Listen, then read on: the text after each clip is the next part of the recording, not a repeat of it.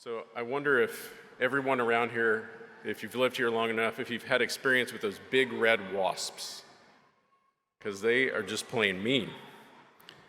And as it turns out, a few weeks ago, I was walking across our campus at work, and I inadvertently walked in really close proximity to one that was flying in the same area. And I was worried that I irritated him. And sure enough, within a few seconds, I felt a sharp pain on my rear end. I texted my family to tell them the story, and they all reacted the same way you did, with hilarious laughter, with taunting, and I even got a homemade meme. Now you'll all be glad to know that the wasp only struck a glancing blow, so I was not in terrible pain.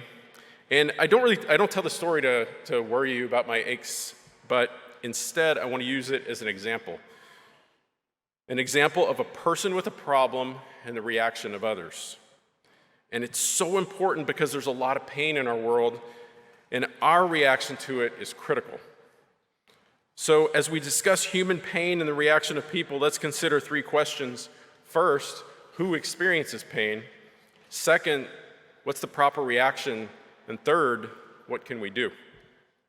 So first, who experiences pain? And think about that. Who right now in this church is experiencing pain? And what if I ask that? What if I ask people to raise their hands and say, who here has recently experienced or is currently experiencing suffering of some kind, whether that's physical, emotional, or spiritual? Think about who would raise their hand. Who is suffering from an illness? Who has a relationship in turmoil? Who feels alone? Whose job is overwhelming them? The list of possibilities is endless.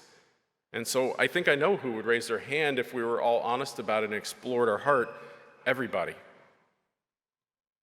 Now, what if I asked, in addition to that, how many people here have had someone in the parish offer to help them with the pain that they're suffering? You'd get some beautiful stories of the love our wonderful parishioners have shown, but I think you would also get lots of people, and maybe most, who would say, no one has even asked me how I'm doing, much less offer to help. And to that, I would say, shame on us. There's people all around us suffering, and we aren't even aware. Not only are so many of us in pain, today we see a scene where Jesus tells his disciples about his pain that's going to come. He'd been around the large crowds, but now he's taken his disciples to a different place to have a very private conversation. Now, if Jesus takes you aside to talk to you, this has got to be important. And so he tells them, I'm going to be arrested, and they're going to kill me. He tells his best friends about the suffering he's about to endure. And did you notice how they reacted? Let's discuss that in answer to our second question, which is, what's the proper reaction to someone's pain? Did the disciples react properly? Jesus describes his pain, and they're scared to address the issue. Instead, they start arguing about who is the best. Now, can you imagine Jesus' response to that? He had to be frustrated. Maybe he was even hurt.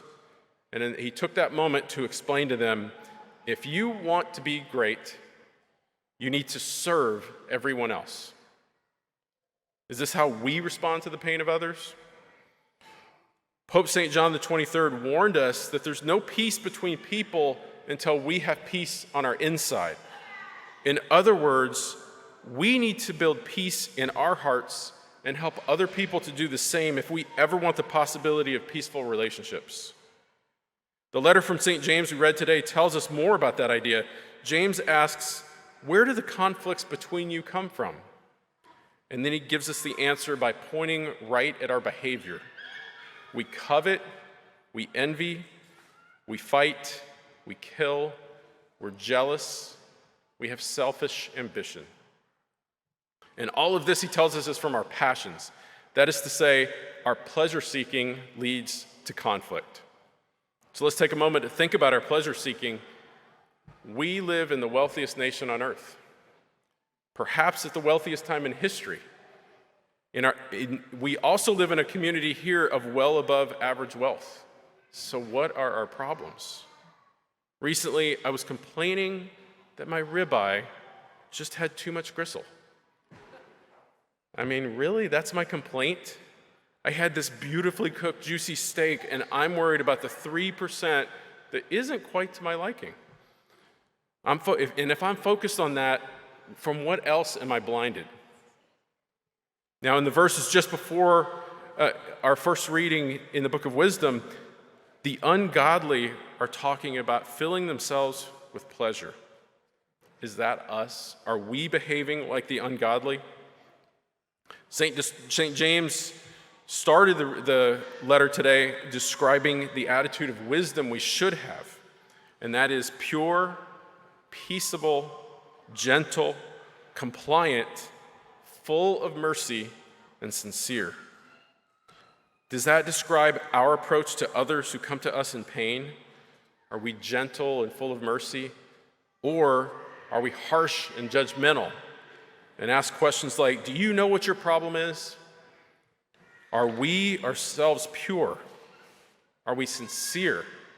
Or do we hope when someone comes up to ask for help that the conversation is over as soon as possible? If we have the qualities of mercy and gentleness and sincerity, all the people in pain will want to talk to us, and that's a service Jesus Christ is asking us to offer. In the first reading, the wicked speak of the just one and say, let us see whether his words be true. We all profess that we're Christians. Do our actions show those around us that we really are Christians? So we've concluded that we're surrounded right now by hundreds of people who are carrying some kind of pain. And their proper response is to act in pure and sincere service. So now the third question is, what can we do? Let's take our cue from Jesus. He told us, whoever receives one child such as this in my name receives me. And why did he choose a child? So one possibility for that is when we're young, we're seen as inexperienced and unable to contribute, seen and not heard. We're not productive in a material sense, and I wonder if that's how we see our children. Or do we view them as gifts from God that are worthy of love? Who else does our society view as a drain on resources rather than human beings that deserve the deepest love we have? The elderly, those with severe disabilities, those who are sick, people in prison, the person at work or at school who needs someone to talk to, the poor, the homeless, unborn children. Jesus is telling us that we need to accept and love those who society looks down upon. The disciples argued over social status, and he told them to serve those who society denies. Do we fuss over social status and fail to respond to the need of others? Last November, I gave a homily calling us to offer support to pregnant mothers who are in need. How have we reacted? Have we reached out? If you wanted to connect with one of those sites and didn't know how, you can still go to my website, ap.church/Deacon Mike, and I have links to those places. In the last couple of weeks, related to abortion, we got some great news that Texas has outlawed most abortions. And that's awesome news, because there are a lot of lives that are going to be saved as a result of that law. However, are we prepared for the results? Because of that law, there will be more babies. A lot of those babies are going to come from mothers and fathers who were never prepared for a child. They are going to be suffering from the pain of the struggle to survive. And where are we? Are we lined up at Loving Choice Pregnancy Center to help? Or are we attending the Loving Choice Gala coming up to donate? Or are we over at PACN to volunteer? Or instead, are we thinking to ourselves, hope those parents get jobs so they can pay for that kid? And what happens if this couple shows up at the parish? In fact, what if they're sitting next to you right now? And what if after Mass they ask for your help? What would you do? We discussed how people are in pain in some way or another. The person right next to you right now might be in pain and might ask for help. Are you going to look at them and see an unprotected person? Or are you going to hear the voice of Jesus in their pain? Are you scared that that might actually happen? It's okay, because the apostles were scared too. We heard that in the gospel today. When they ask you for help, would you tell the person, you know what, you should call the parish office when they open tomorrow? Or would you say, here's my cell number. Text me so I have your number. I'm going to call the church office for you, and I'll let you know as soon as I find something for you. Last week, Father David gave a homily about suffering and about taking up our cross. Jesus had Simon of Cyrene to help him with his cross. We can be that person for others. That's exactly what we can do. We can be the person to walk with someone in their struggle. So we've concluded that pain is all over the place. Even Jesus felt it. People experience pain, and we need to act. So I want you to imagine this. What if we had at our parish this huge team of volunteers, and then someone with suffering or pain shows up at our parish? They have some kind of terrible life struggle, and they don't have anywhere else to go.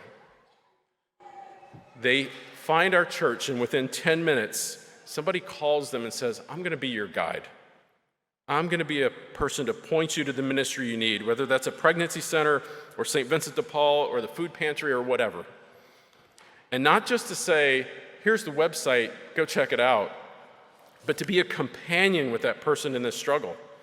A person who represents the parish, who represents the Catholic Church, who represents Jesus Christ. Just imagine how awesome that would be in our parish. What would it do to our neighborhood? In fact, what would it do to the world? So our challenge today is straightforward. Are you a Christian? Because if you are, then follow the words of Jesus himself. Be the last of all and the servant of all. St. Anthony of Padua.